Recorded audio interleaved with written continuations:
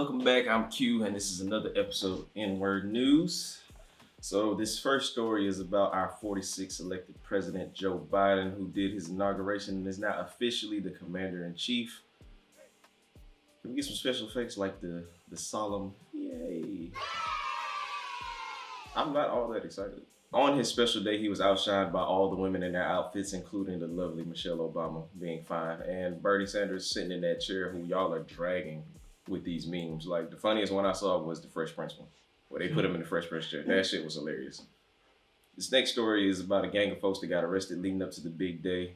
A lot of them were arrested on weapons and ammunition possession. Apparently, they were planning to disrupt the ceremony, but we all know what that means. Al Cracker.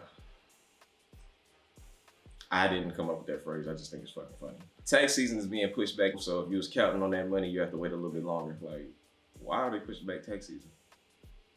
IRS. A Kansas City woman was arrested after she tracked down her brother's killer and got her own revenge.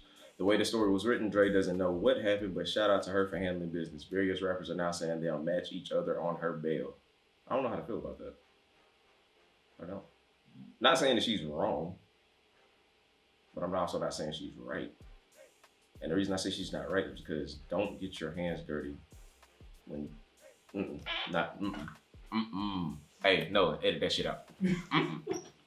So One Night in Miami and American Skin came out like 2 weeks ago. Both are really good movies. Dre won't write anything about them. Just make sure you see them. One Night in Miami is kind of boring though. You've been warned.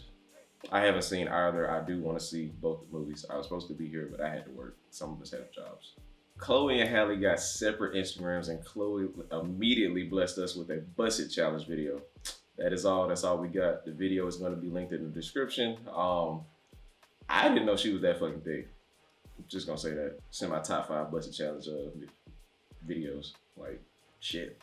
This is the first time we've ever used this background. Slutty Vegan slid through Columbus and brought the line with them. They ain't opened the truck until noon, but the line started at 9 a.m. in the morning. If the turnout is better than the rest of the tour, we may get a permanent location here.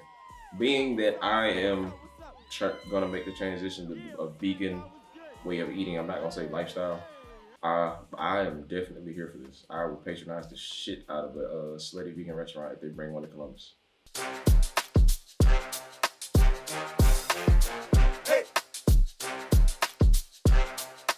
What's going on, everybody? It's your boy Uncle Fred, and you are now tuned in with another segment of the Inword Sports. Let's go. Gotta start the show off with a big shout out to my folks over at Options Trading Clothing. They've been taking care of your boy for some time now, so hey, head over there to them folks, 4212 Emancipation Avenue. Let them get you right.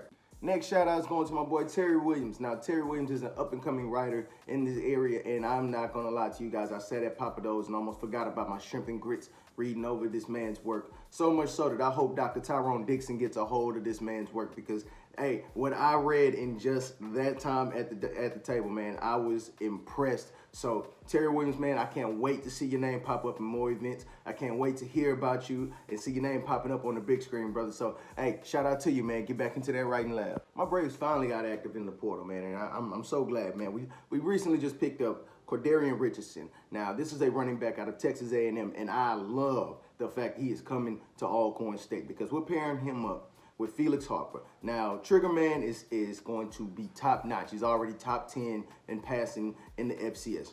But now listen at this. We're gonna pair him up with a guy in 2019 on just 25 carries, had 232 yards and 4 touchdowns. Now, the one highlight I do have of this young man, he is taking that jump 76 yards to the crib. Now, I love the fact we're adding him along to this Alcorn rushing game because we're already ranked at the bottom half of the SWAC.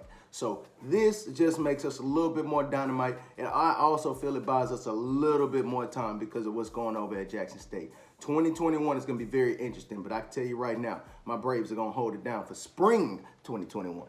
Well, everybody, our boy Willie Mack is getting his chance. Yes, the Bethune-Cookman Wildcat has received his invite to compete in the 2021 Genesis Invitational, which is going to be taking place February 15th to the 21st. Now, big shout-outs to the Wildcat, man. I'm really excited for him. This is his debut. Hey, this is big, real big. I mean, Tiger Woods took note that his dad taught him how to golf, similar to how Tiger's dad taught him. So I'm excited for Willie. Hey, man, everybody's behind you, bro. HBCUs versus everybody. North Carolina A&T's track program is elite, and I don't want to hear anybody else to dispute this. Right now, North Carolina A&T, the HBCU, has the #1 4x4 in the country. Yes, I said it, #1. We have the #1 spot. Now, right now, North Carolina A&T has kicked off the season at South Carolina with a 304.62. Now, I know those may sound like I'm talking stoichiometry to you right now, but just know, these guys are rolling. This is indoor track. Now, indoor is not relatively slower, but it kind of gives you an indication of what you can expect going into outdoor.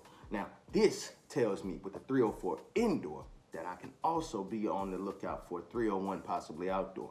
That means somebody possibly could be going 46. Somebody might even drop a 45. I'm excited to see NCAT run.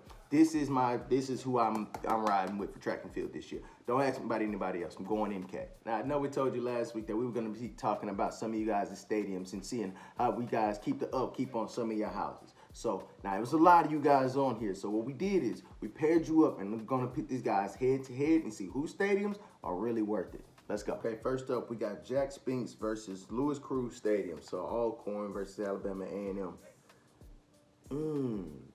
Man, I'm not gonna lie to you. I like the fact that Louis Cruz has the track around it. I mean, I feel like the track does add to the football field. So, man, I hate to do it to Spinks, man. I know I love Jack Spinks, man, but you know, it's only certain games we gotta put in the green rafter to make it go all the way around. So I gotta go Louis Cruz, man. I can't believe this. I'm going for the Bulldogs.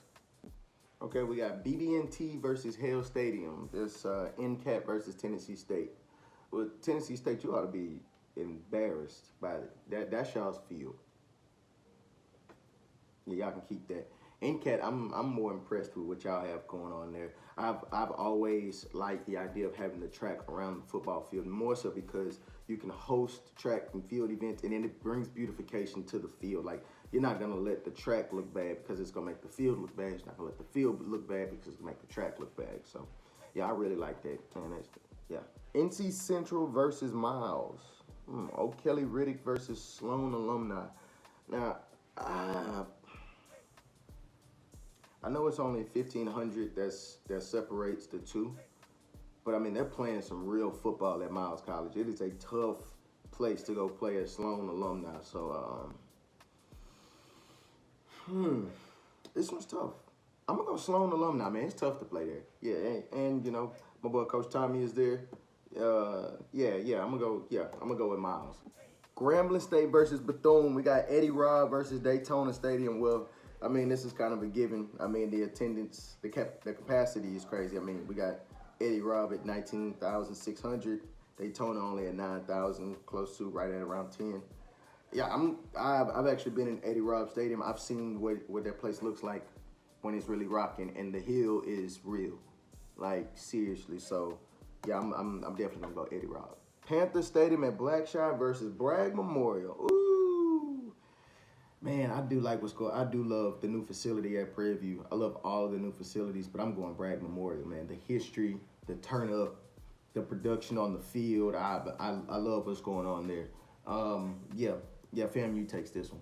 We got Delaware State versus Savannah State. Now, some old MEAC rivalry. Now, I am definitely going Savannah State on this. I also would like for Savannah State to join the SWAC. You know, I really would like that to be that middle piece that we have for the Southwestern Athletic Conference. That way we actually have Georgia. But yeah, I like what's going down in Savannah. Yeah. Texas Southern versus Jackson State. Now, this is interesting because neither one of these schools really own their locations, but I can definitely tell you that Jackson State is getting the better end of the deal. I've already had this conversation about Texas Southern. Like, I really need for them to start playing on campus because it's no excuse for them to be where they are.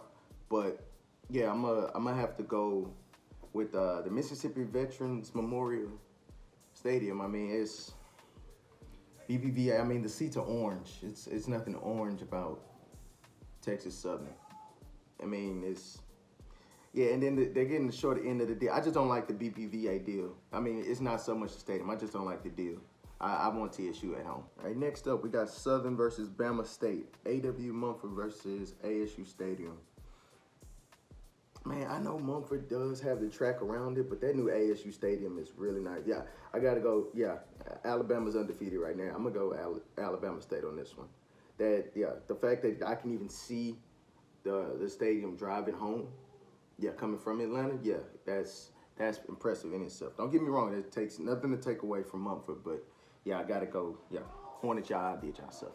This last one is interesting. We got Morgan State versus Tuskegee, and I really like this one because of how hostile it can get at Tuskegee. I mean, hey, bro, when that shed is rocking, bro, and everybody is outside, I mean, that everybody's surrounding the field, it becomes a tough place to play. Even, I love the way they travel as well, so I do like Tuskegee. But I mean, Morgan State is gonna win this one, of course, with the track around it. I love the ambiance that they have here. Yeah, man, I like Morgan State's facilities. All right, everybody, this is your boy Uncle Fred, and this has been another segment of Inword Sports. But before we go, we would like to have a moment of silence for my boy Hank Aaron, who just recently passed at the age of 86.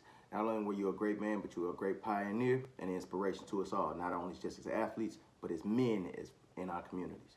So thank you, Mr. Aaron.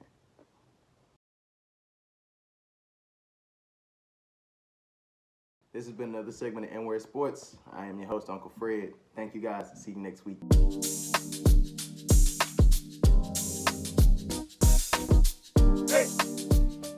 So again, we're still pulling black businesses from the thread that Smurf made until we run out because Dre's follower base just doesn't promote their friends, family. So this first black-owned business is the Black-Owned Market. They are a curated shopping destination that makes buying black easy. They go out and find black businesses and put them all in one spot so you can easily buy them. They're like us, but unlike us, they've been featured on the New York Times and Forbes. Don't worry, it's coming. This black-owned business is a metaphysical shop. They sell crystals, gems, stones, amulets. They also sell other spiritual products that we don't know the proper name of, so we ain't gonna disrespect nobody by saying it wrong. All their pricing is in Canadian dollars, so if the numbers change, don't be surprised at your invoice, because the value is weaker in Canada than the Canadian dollar is here in the United States. So you've been forewarned. If you're gonna patronize this business, just know that the US dollar amount that pops up is not gonna be your final price on your invoice. Show Don't Tell is a crochet creator. She has everything from clothing to accessories on her Etsy. I'm sure if you give enough time and money, you can even get you a custom outfit. A whole crochet outfit. A Taste of Culture is an alcohol-based subscription service. What? Thank you, Smurf. They got wine and cognac of all kinds and all kinds of other black-owned alcohol beverages. If you want to be black-owned drunk, they are the person for you. Yep. Gotta make sure I check this one out. Purple Cosmetics. Again, this black-owned business here, because I don't know if I'm pronouncing it correctly, is a vegan skincare product line. She has products for hydrating your skin, dermatitis, and sealing in moisture. Her products release, cleanse, and moisturize. If you don't know how to buy and pair these things, there's an essential kit for you. Check them out and help rid yourself of that gator skin. Why people gotta have gator skin, Dre?